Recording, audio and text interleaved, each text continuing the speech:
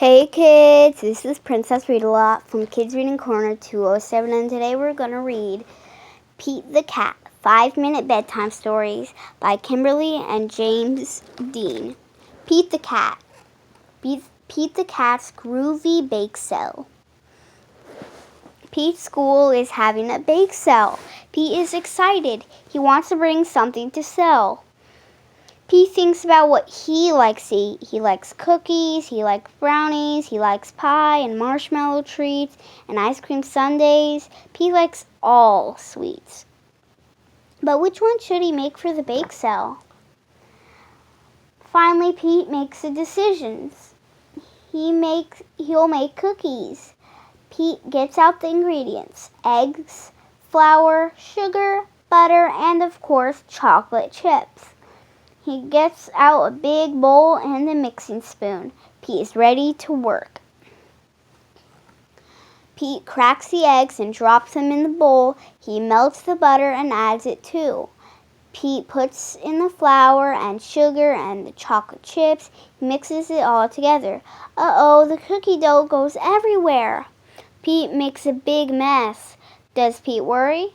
Not at all. He cleans up the mess and rolls the dough into balls, which he places on a cookie sheet. Pete's mom turns on the oven. When it's warm enough, she helps him put the cookies in. Pete watches through the oven door as the cookies slowly get bigger. A yummy shell starts to drift through the air. Just then, Bob bounces into the house. Pete starts to talk to him and forgets all about his cookies. Suddenly, Pete starts to smell something not so yummy. It's the cookies. Some of them are burning. Pete's mom helps him take the cookies out of the oven. Some of them are okay, but most of them are too burnt to eat. But does Pete worry? Not at all. He comes up with another plan for a treat to sell at the bake sale. Pete tries to make ice cream sundaes. He gets out a big glass. He gets out the ice cream and the whipped cream and the chocolate syrup. Pete makes sure that he carefully scoops the ingredients into the glass. But making the perfect creation takes too long.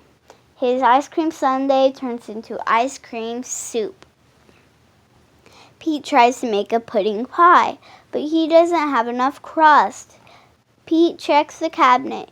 He used the last of his flour making the cookies. That means he can't make cake or muffins either. Pete looks around. The kitchen is a big mess, but he still has no treats for the bake sale. What am I going to do now? Pete asks his mom. Oh, I promised Callie I'd bring something for the bake sale. You'll find something yummy to make, Pete's mom says. You always find a way. Pete looks at what he has left. He sees some berries, some vanilla pudding, some milk, some whipped cream, and a few pieces of cookie. Pete has an idea. Everything here is yummy, he says. I'll just eat a little bit of all of it. If I do that, I'm sure I'll end up with a yummy treat. Pete cleans up the mess he's made. He gets rid of all the treats that didn't work. Finally, all he has left are the ingredients for his new treat. Pete pours the pudding mix and the milk into a bowl and stirs. After a few minutes, the pudding starts to take shape. Then he adds the whipped cream and the strawberries. Finally, Pete puts in the unburnt pieces of cookie. Pete looks at his creation. It looks yummy to him. Pete goes back to the cabinet and pulls out a muffin tin. He slowly scoops his new creation into the tin, being careful not to make another mess. Pete smiles as he finishes the last scoop. He is proud of himself. He took what he had and made a tray of tasty, groovy berry goodness.